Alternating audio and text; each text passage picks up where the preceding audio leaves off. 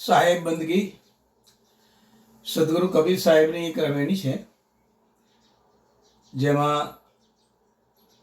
હિન્દુ અને મુસ્લિમ ધર્મને જે માન્યતા છે એ વિશેનો ઉલ્લેખ છે। હિન્દુ મુસલમાન દોનું ભાઈ કસવી, એકેલીની માળા એકેલીની તસવી। એક અગમ નિહારે એક પસમ નિહારે, નમી નમી શીશ ધરણી પર ડારે। एक रेवे एकादशी एक रेवे रोजा, दोनों के तन मन किया न खोजा। एक जाई मक्का एक जाई काशी, दोनों के गले में लग रही फांसी। एक पूजे देवल एक पूजे दोरा, दोनों की मतिया ले गए चोरा। कहे कबीर सुनो नर भेदू, आ बोलनारो तुर्क छे के हिंदू। તમામ દેહધારીની અંદર જે બોલી રહ્યો છે એ હિન્દુ મુસલમાન ખ્રિસ્તી પારસી યહૂદી કોણ છે? એક તો છે જેને હિન્દુ શબ્દ બ્રહ્મ કહે છે, ઇસ્લામ એને ભાંગે આસમાની કહે છે।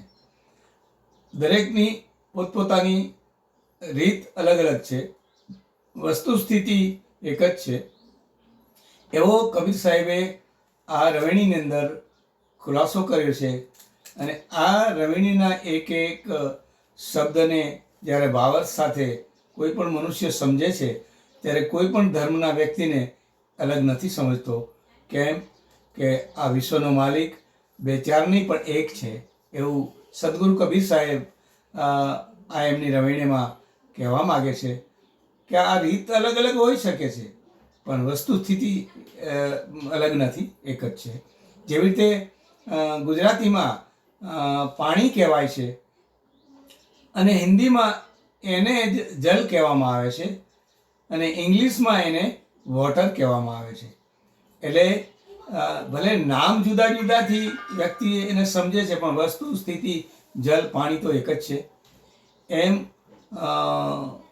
ગુરુ સદગુરુ પાઈએ પદ નિર્વાણ, નિર્વાણ પદ છે એ ગુરુ વડે એ સદગુરુની પ્રાપ્તિ કરી અને સાચી સમજ કેળવી અને દુનિયામાં ભાઈચારા અને પ્રેમથી જીવન પૂરું કરીએ એવી ભાવના કેળવી અને જીવીએ એવી સાહેબ બંદગી, સાહેબ બંદગી, સાહેબ બંદગી।